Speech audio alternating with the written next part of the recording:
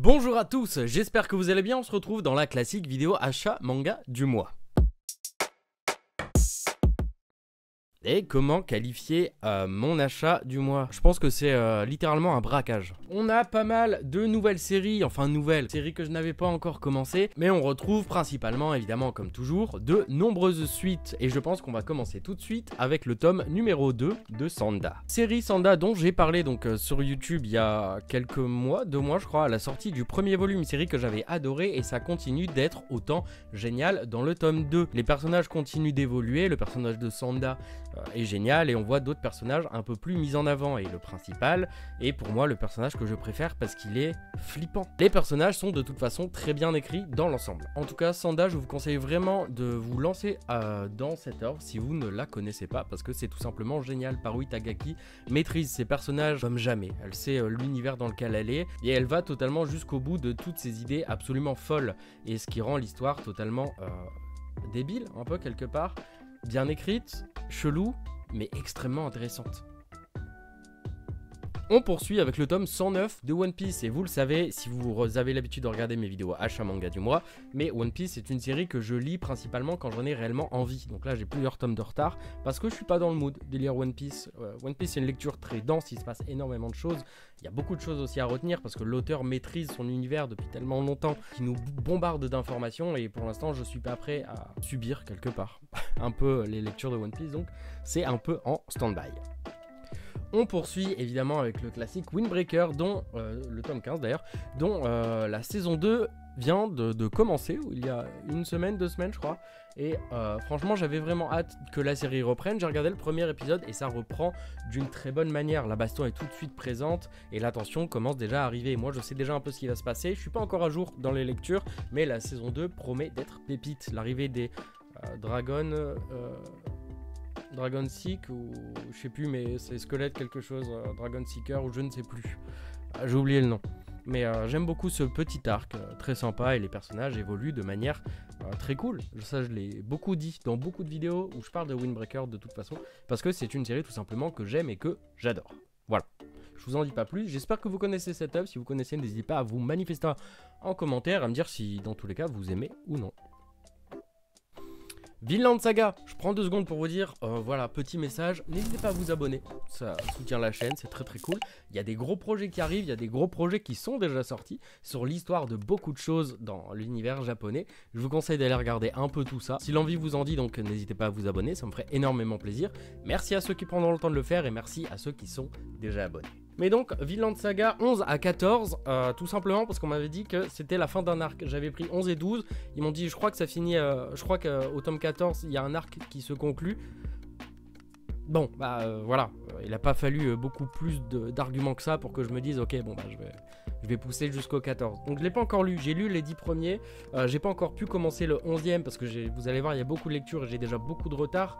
D'ailleurs semaine prochaine je pense que je vais faire une petite vidéo sur ma pile à lire tout simplement parce que il faut vraiment que vous vous rendiez compte que la pile à lire que j'ai, quand je vous dis que j'ai du retard accumulé et que j'ai beaucoup de choses à lire, je pense que semaine prochaine, il va vraiment falloir que je vous présente ma pile à lire, que vous vous rendiez compte que j'ai un retard qui est vraiment monstrueux. C'est pas juste un petit retard.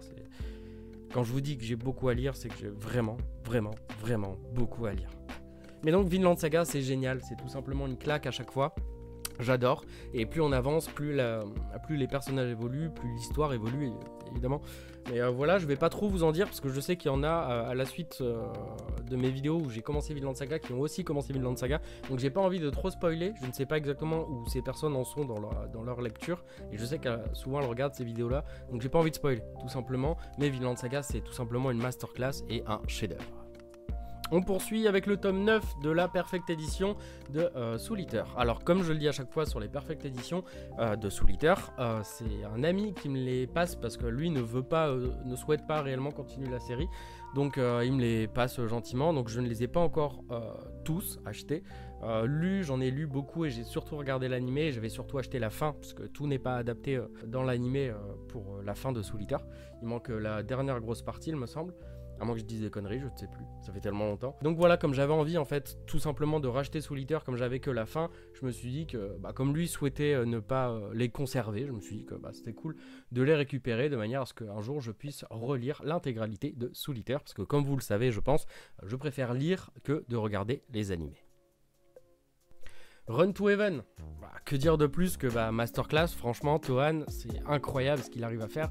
J'avais eu l'occasion et la chance de pouvoir le rencontrer quand il était venu au salon des livres d'en haut. Comme j'étais bénévole sur le stand du magasin de manga, j'ai eu l'occasion de parler et d'échanger un peu avec lui. Le tome 1 avait déjà mis une très belle claque et je pense que vous n'êtes pas prêt si vous connaissez, si vous avez commencé peut-être Run to Heaven, vous n'êtes pas prêt pour ce tome 2. Voilà, c'est déchirant, c'est poignant, c'est maîtrisé. Un style graphique qui fait aussi énormément plaisir, je trouve. Ça change vraiment des codes qu'on a l'habitude de voir. Et du coup, c'est une lecture vraiment coup de cœur que j'aime. Je ne pourrais pas dire confort parce que si vous connaissez, vous comprendrez. C'est pas de la détente. Ça t'arrache toujours un peu plus le cœur à chaque fois. Mais franchement, c'est génial. D'ailleurs, Inox en a aussi parlé de temps en temps en story. Je trouve ça cool de pouvoir mettre un peu aussi le manga français en avant. Il commence à le faire, Inox, donc merci à lui. Voilà, de faire ça. Il verra jamais cette vidéo, mais on s'en fout. Je trouve ça cool. Sounds of Vinyl. Vous ne le savez peut-être pas, mais j'ai une platine vinyle et j'adore la musique. J'ai énormément de vinyles. J'ai du Mozart, j'ai des OST de films, des OST de manga, enfin d'animé. J'ai du rock, j'ai du rap, j'ai tout. J'adore le vinyle, j'adore la musique. Et j'en dis pas trop sur ça parce que je vais commencer réellement. J'ai un petit planning, j'ai commencé à déjà tourner quelques petits shorts. Et donc je vais me mettre à parler de manière un peu plus fréquente de manga français ou japonais sous format short. Parce que ça me permettra moi de vous présenter un peu plus d'œuvres. Parce que les vidéos une fois par semaine c'est cool. Mais du coup j'arrive pas à parler de tout ce que j'aime.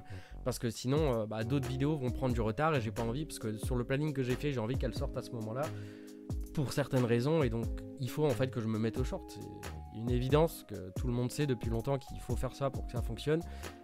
Mais je le faisais pas parce que c'est pas trop mon délire les formats courts. J'aime bien un peu développer et argumenter ce pourquoi j'aime ou je n'aime pas. Donc on va faire des formats short qui seront un peu moins objectifs parce que la durée d'une vidéo ne le permettra pas. Mais j'aime tout de même l'idée de enfin pouvoir vous présenter beaucoup plus de choses que ce que je faisais jusqu'à présent. On continuera les formats longs sur certains mangas avec un peu un nouveau format concept. On verra si ça fonctionne ou pas, sinon je reviendrai au format classique. Mais voilà, dans tous les cas, Sounds of Vinyl, tranche de vie, liée donc à la musique et tout ça, et j'aime énormément. Voilà, petit coup de cœur, je pense, du mois. Bon, ils sont pas dans l'ordre parce qu'ils sont rangés d'une certaine manière dans mes bibliothèques, étagères, PLV.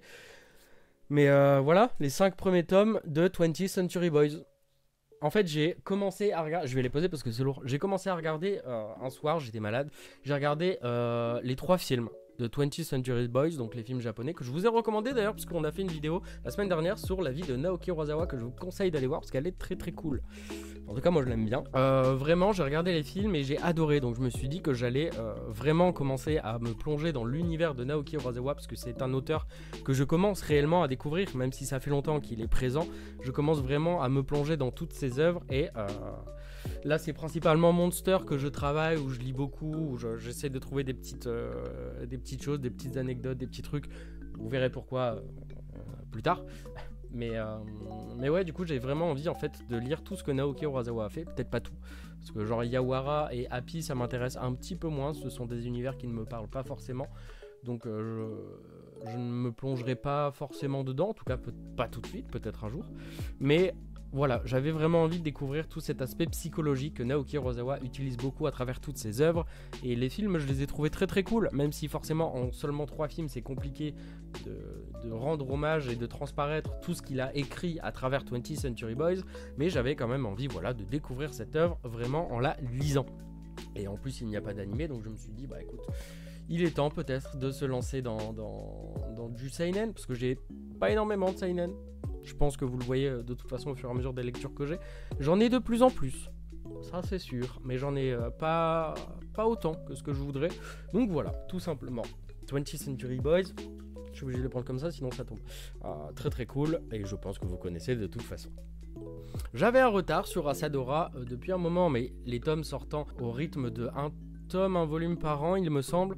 Je me suis dit que c'était pas pressant, mais comme vraiment, vous l'avez vu, on commence vraiment à se replonger dans l'univers de Naoki Urasawa, bah j'avais quand même envie de me replonger aussi dans Asadora, que j'avais adoré et dont j'avais parlé également lors de sa sortie une semaine avant ou quelques jours après, je ne sais plus, mais voilà, Asadora j'avais adoré, donc évidemment j'ai envie de poursuivre cette série que Urasawa maîtrise bien. J'adore Godzilla et donc ça faisait énormément plaisir de retrouver des œuvres avec des gros kaiju, avec justement l'univers que Naoki Urasawa maîtrise très bien sur la famille, tous ces petits côtés un peu déchirants, donc j'ai trouvé ça très très cool et ça me fait plaisir de revoir et de retrouver le personnage de Asa. Évidemment, je ne pouvais pas passer à côté du tome 2 de Kagurabashi. Vous l'avez peut-être vu lors de ma vidéo justement sur Kagurabashi, qui fonctionne assez bien, les commentaires et les retours sont cool, donc je suis assez content. Et je pense qu'on en fera une petite chronique review rapide en format short. Mais j'avais pas été extrêmement conquis par le tome 1 de Kagurabashi. Je sais pas trop où ils essayaient de nous emmener, vers quoi ils nous dirigeaient. Le dessin était trop linéaire, trop droit. Les combats sont très très cool, mais quand c'est de la tranche de vie, c'est trop monotone, trop simple. Je sais pas, je trouve pas qu'il ait une patte graphique très marquante, en tout cas à mon sens. Hein. Et donc, je me suis quand même procuré les tomes 2 pour essayer de me convaincre de si je vais poursuivre ou non, tout simplement, la lecture de Kagurabashi.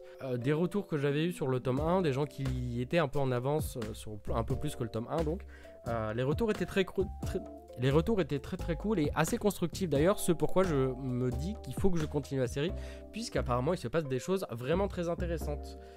Donc voilà, on verra bien ce que ça donne. Là c'est avec un pincement au cœur, puisque Les Héritiers d'Agion, c'est fini, c'est le dernier volume qui malheureusement ne conclut pas tout ce que TPU avait mis en place, tout simplement parce que en fait, Kana a décidé d'arrêter la publication des Héritiers d'Agion, et ce qui est je pense une belle erreur, puisque TPU maîtrise son univers, c'est génial. Elle a mis déjà beaucoup de choses en avant dans le tome 2 pour nous présenter un univers qui est très riche et qui va énormément bien se développer, et bah malheureusement Kana n'a pas laissé la chance que les Héritiers d'Agion auraient dû avoir.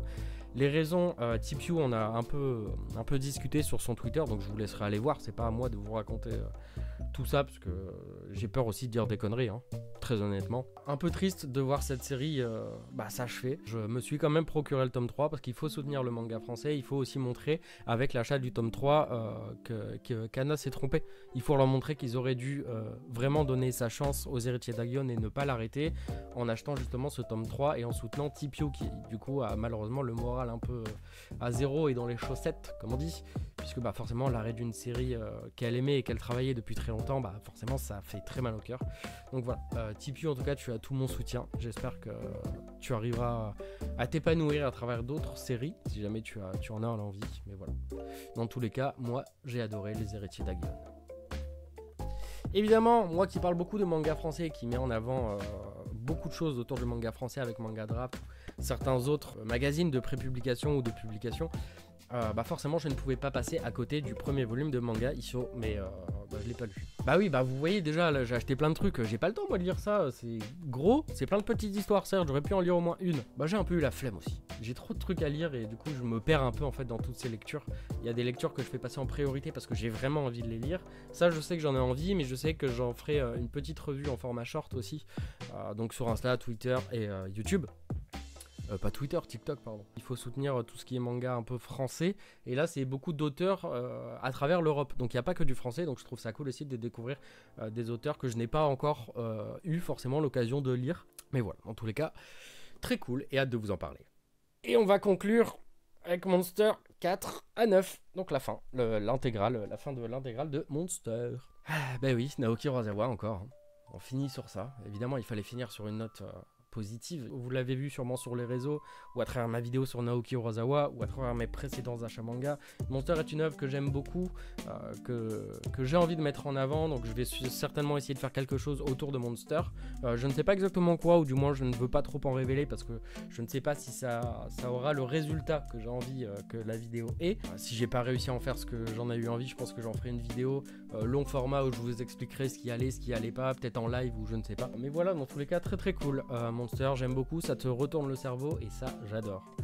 Donc voilà, j'avais vraiment envie, de toute façon vous le voyez, de me consacrer un peu plus à la lecture de ce qu'a fait Naoki Urasawa, parce que je trouve qu'il maîtrise avec un talent indéniable tous ses personnages, Et c'est important, ça aide aussi à comprendre un peu ce qu'il a vécu, parce que j'ai fait une vidéo sur sa vie comme je vous l'ai dit, mais ça m'aide un peu plus à comprendre sa conception de certaines personnes d'un entourage proche et tout ça, donc je trouve ça très intéressant, très chouette, et il a une manière de raconter les choses qui est fascinante, je trouve. Ça fait pas mal de petits achats et de petites lectures, hein, on est d'accord. Et donc oui, évidemment, semaine prochaine, comme je l'ai dit, vidéo manga pile à lire, je pense. Comme ça, moi aussi, j'ai le temps d'avancer correctement et comme je le souhaite pour faire des beaux montages sur les prochaines vidéos, tout simplement. N'hésitez pas à me dire en commentaire ce que vous avez acheté ce mois-ci. N'hésitez pas à me dire si vous aimez ou non les séries dont je me suis procuré, si vous les avez lues, si vous avez été déçus ou si vous avez été conquis. Cool et toujours intéressant dans ce genre de vidéo d'en débattre avec vous en commentaire. Moi j'adore ça, j'adore échanger, surtout quand c'est très constructif. Ça, j'ai eu beaucoup d'échanges, notamment sur la vidéo sur l'avis de Makoto Yukimura, l'auteur de Vinland Saga, où j'avais pas mal échangé en commentaire avec certaines personnes et j'avais trouvé ça très très chouette.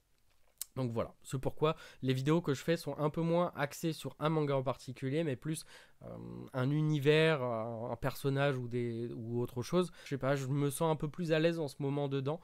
On va reparler de manga, vous inquiétez pas, mais je me sens quand même plus à l'aise et plus heureux en faisant des analyses, des critiques, parler de la vie des auteurs et tout ça. Enfin voilà. Ça fait pas mal. La vidéo est peut-être un peu longue d'ailleurs. J'espère que je vais vite cut au montage. Mais voilà. Je vous dis à très bientôt pour une prochaine vidéo. D'ici là, prenez soin de vous comme d'habitude, c'est très important. Et on n'oublie pas le traditionnel. Bisous sur les fesses.